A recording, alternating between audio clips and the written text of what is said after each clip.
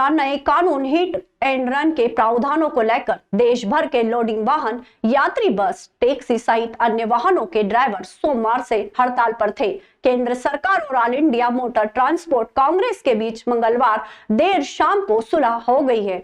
इसके बाद संगठन की अपील हड़ताल पर गए ड्राइवर काम पर लौट आए हैं। ट्रांसपोर्ट एसोसिएशन के अध्यक्ष सौरभ जैन ने बताया कि केंद्र सरकार और all India motor transport Congress के बीच हुए समझौते के बाद उज्जैन में भी लोडिंग वाहन, यात्री बसें सहित अन्य वाहनों का संचालन बुधवार सुबह से शुरू हो गया। अध्यक्ष सौरभ जैन ने बताया कि बैठक में समझौते के तौर पर यह तय हुआ है कि वाहनों से कोई हादसा होता है तो प्रमुख रूप से ड्राइवर पुलिस को सूचना करे, जिससे पीड़ित को सहायता पहुंचाई जा सके।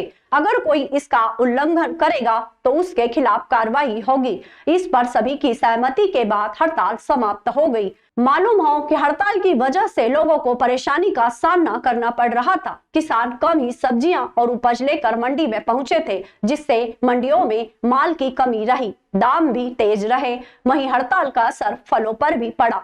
पर्याप्त रूप से फल मंडी में आवक नहीं होने से फल के दाम 2 गुना बढ़ गए थे।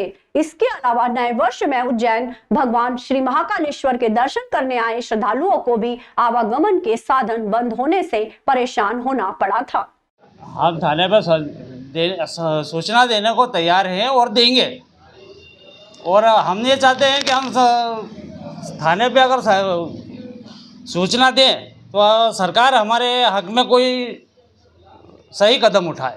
हम ये चाहें कि भाई हमें कोई 10 साल की जो सज़ा का प्रावधान इन्होंने रखा था वो कम करी जाए।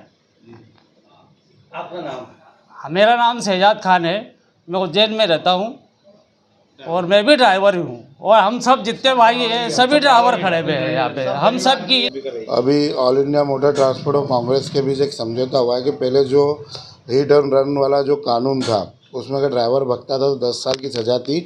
अब उसमें समझौते के तहत ये हुआ कि अगर कोई भी एक्सीडेंट होता है तो पीड़ित पक्ष को तुरंत सहायता मिले, इसलिए ड्राइवर तुरंत एम्बुलेंस और थाने को सूचना देगा।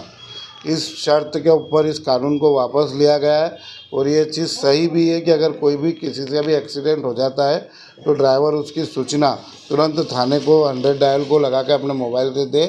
ये एक समझौता हुआ है, और जो हम चाहते थे वही चीज़ केंद्र सरकार ने हमारी मानी भी है, और ये चीज़ सही है और हम इसका समर्थन भी करते हैं।